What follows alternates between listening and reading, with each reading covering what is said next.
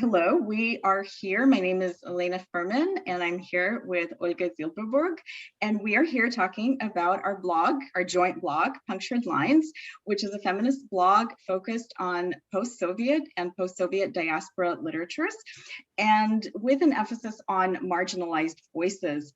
And Olga and I met on Twitter in 2019, and we started talking about Russian literature, and we started talking to a lot of people about Russian literature. And we were talking, part of our conversation was about the fact that Russian literature is mostly, for Western audience, but not only, mostly represented by men, right? This is what people know. And we really wanted to create a space that really centered women and other voices that aren't necessarily traditionally heard. And we were very much encouraged by other people on Twitter, and so we started a blog. And my own background with this blog is I came from an academic background, and I wrote a dissertation on contemporary Russian women writers and feminist theory of writing the body. And I teach this class, a class on this, and so that was kind of the perspective that I came to with this blog.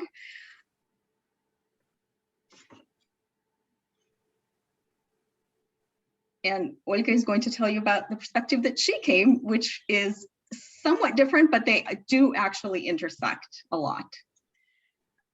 Yes, hi, I'm Olga Zilberbourg, and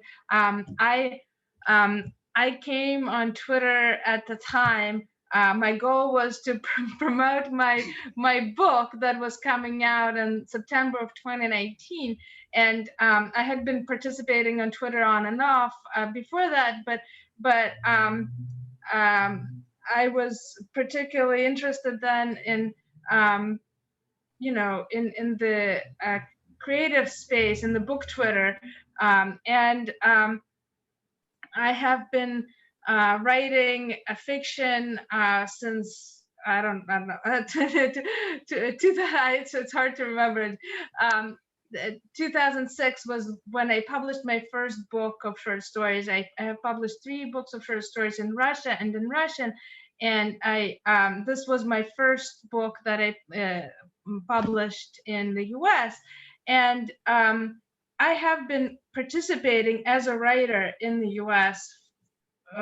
For as long as I have been writing, and I write a lot about the post-Soviet experience and growing up in the Soviet Union and transitioning during and in the transitional period during Perestroika, and I have been asked to talk about Russian literature a lot. And again, I came to the same problem that Yelena describes, is that in the eyes of my audience, or people who have been reading my work, they were comparing me against the work of Tolstoy and Dostoevsky, but with whom I'm not really in dialogue with them in my writing. I don't feel myself in dialogue with them.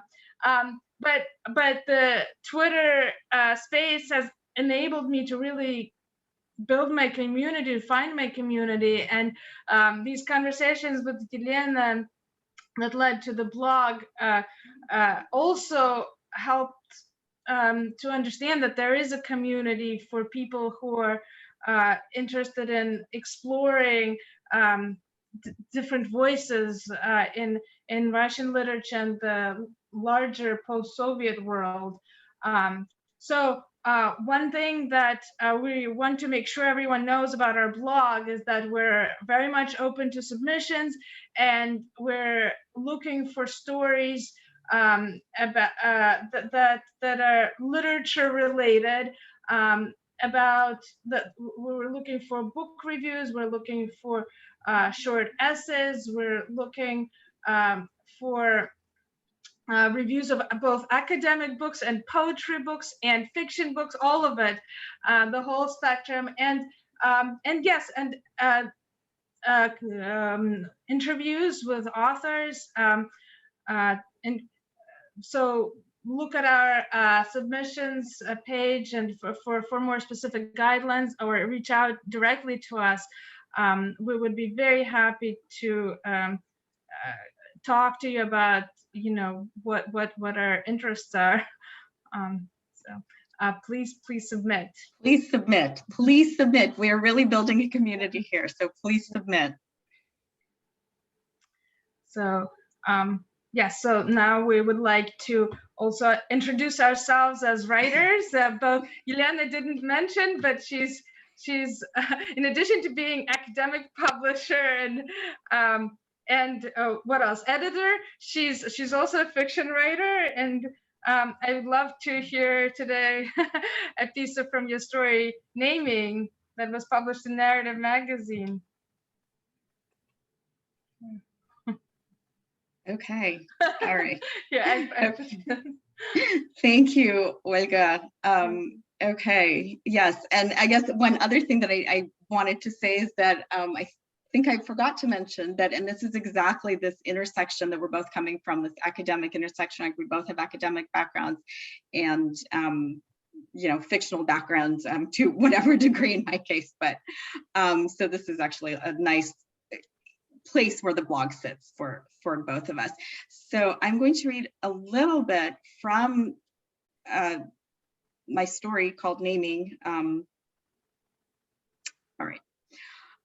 I was in my early 20s when I discovered what my name was. For the first 12 years of my life, I was Sofia. And since almost every Russian name has a diminutive used by family and friends, I was also Sonia, as well as Sonichka, an even more intimate variant.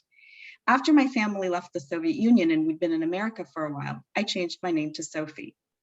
Changing your name isn't as easy as it sounds. For one thing, you have to contend with loved ones who are none too thrilled with your decision since they gave you that name in the first place. The day I announced I wanted to be Sophie at age 13 during dinner in the one-bedroom apartment in West Hollywood that was our first home in America, my parents thought it was a joke and were stunned to realize I was serious. Why do you want to do this? My mother asked. Sophia is a very good name. That's not the point. I want a new one. Sophie sounds kind of strange, my father said. You think that only because it isn't Russian, I protested. Ruskaya, не ruskaya, I don't care, but tell me, please, who changes their name? What for? Besides, you were named in memory of your grandmother, my mother said. Do you think she'd like it that you want to rename yourself? I didn't think it a good idea to point out that my grandmother was no longer in a position to object to anything. Anyway, it was not about desecrating the memory of a woman I never knew, but to whom I was linked forever by a name. I couldn't quite articulate my reasons for the change. Partially, it was about wanting to seem more American. But more so, it was because I sensed that a name defined who I was and would be in the future. Renaming myself was a little like being reborn. My rebirth was inextricably connected to language. I was reborn in America at age 12, entering a world made from a language whose strange rhythms both fascinated me and pushed me away. Later, when I began to understand, the word sustained me like a floating device that keeps you above water. I was flooded with the new language. It seeped into my bones, and torrents of it spilled out of me. In my case, English did not replace Russian. I had both at my disposal. The linguistic abundance, however, made the question of my name more confusing. The hardest part of changing your name is that all efforts notwithstanding, the old name always remains. Those who knew you before the change will persist in calling you by the name you used to have. Getting rid of the former name is especially difficult if you exist in two languages simultaneously. I spoke English at school and Russian with my family, who refused to agree to my request. The difference in language made me divided in name. I was Sophie in the outside world and Sofia, more often Sonia, and sometimes Sonichka at home. This division resulted in a peculiar sense of self in which the I did not completely correspond to any of these names. Although I devoted much thought to this question, I did not know which of my names was more real. From early on, the most significant episodes of my life were bound up with books. I was reading Eugene Onegin when we left the Soviet Union, The Seagull when I lost my virginity, and The Russian Realists when I fell in love, a process that spanned several authors. I was in my last year of college in 1992 when I met Daniel, a graduate student. I caught him looking at me during our first class meeting for a seminar in 19th century Russian fiction. He didn't look away when I met his stare, which betrayed too much self-confidence on his part, yet was oddly intriguing. We didn't speak, but for the next few weeks, I would continually feel his bright green eyes on me. Daniel's eyes were his most striking feature. They had the ability to bore into you with an unearthly intensity and leave you feeling as though you'd just been seen through to the inside. I was most intrigued by the fact that his Russian was flawless. He had spent the previous year studying in Moscow, becoming fluent by sheer force of will and dedication in a language notoriously difficult to master. Every time I heard him say something, I was taken aback. I had never heard a foreigner sound so at home in my native tongue. When we finally spoke, coming out of the seminar room, he was slightly ahead of me on the stairs. And as I caught up with him, I heard him say to another student, "It's Crime and Punishment. What do you expect?" Given that the protagonists are an axe murderer and a prostitute, the novel's outcome is positively joyous. He saw me laughing as I passed them. Dostoevsky, the Russian's idea of a happy ending, he said in my direction, following me outside. I was thinking that we should formally introduce ourselves, but he beat me to it. Меня зовут Daniel. A вас? Sonia, I said, providing the Russian variant to match the language of the question. I hesitated before adding, but I usually go by Sophie. Why? This question always made me uneasy. Any explanation I gave sounded inadequate. Sonia's a great name, he said, ignoring my hesitation. For someone studying Russian literature, you should relish the connection. Sonia Marmeladova in Crime and Punishment is one of the most famous Russian female characters. Forced to prostitute herself to save her destitute family, she remains morally pure and in the end helps the tortured Raskolnikov obtain salvation by confessing his crime and begging for God's forgiveness. Sophia means wisdom, yet Sonia's wisdom is not intellectual. The narrator makes a point of telling us she never got far in her studies, but spiritual, an unwavering faith in God's benevolence and the ultimate conviction that such faith is necessary for living. Yet the strength of her belief comes in the guise of intense meekness and extreme suffering. As he did with several of his characters, Dostoevsky wrote Sonia as an ideal, utterly selfless, wholly good, a martyr. This is how she had been routinely interpreted by readers, literary critics, and students of Russian literature. But my own reading had always been different. Unlike other Russian female protagonists, Sonia was neither intelligent nor strong, and I was frustrated by her self-erasure, her naive faith, and her chronic inability to coherently utter more than a few words at a time, the Bible reading scene being a notable exception. I always cringed when someone pointed out we had the same name. As I was rushing off to a professor's office hours, however, this did not seem like the time for a literary disquisition. She's a prostitute, I said and grimaced. A prostitute with a pure soul who saves Raskolnikov. Saving men isn't high on my list of priorities. Understood, Daniel smiled. But do you mind if I call you Sonia anyway? I don't mind. With him, it somehow felt right. We were both seeing someone else, but I fell in love with him anyway. And the story continues. It goes on, it goes on.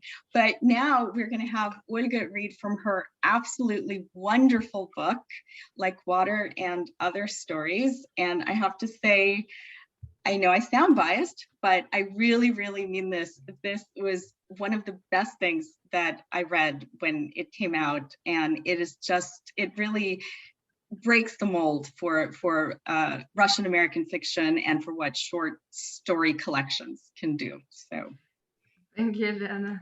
All right, I'll read today. So there are 52 stories in this book. Some of them are very short, and some of them are more standard length. And I'll read today two of the very short ones. One is called One's Share. One has a child with one's partner, a shared child, only to learn that the relationship with one's child is individual, solely one's own. The partner's relationship with the child has little bearing and only indirectly on one's own relationship with the child. The partner does make the child laugh. That can be shared. A good laugh, and then back to one's own solitude, now with the child. And the second story, developing this theme, I should say, is called Practice a Relaxing Bedtime Ritual. Kiddo, high on albuterol for his asthma, has been thrashing about in his crib for an hour, trying to fall asleep. I can't do much that would help him, but I sit by his side and hold the slat of a crib in such a way that he can grab my hand if he wants to. He does occasionally. He stands up, looks at his moon clock, gnaws at the railing, sits down, takes my hand, tries to calm himself by talking gibberish. Papa, Papa Paul, Bubby, Baba Bye, Gubba, Tofu Doggy, People, Zebra, Zip. He switches to Russian. Зеленый, красный, корова, Kermit. He describes his surroundings. Moon, light off, подушка, phone, music, then mama, mama, ручки, hands, mama, mama fell down, mama fell down. That's the story. Thank you. That is so wonderful. Thank you. Thank you, Liana, and I think yeah, have a great event. Thank you. Okay. Thank you, Bye. everyone.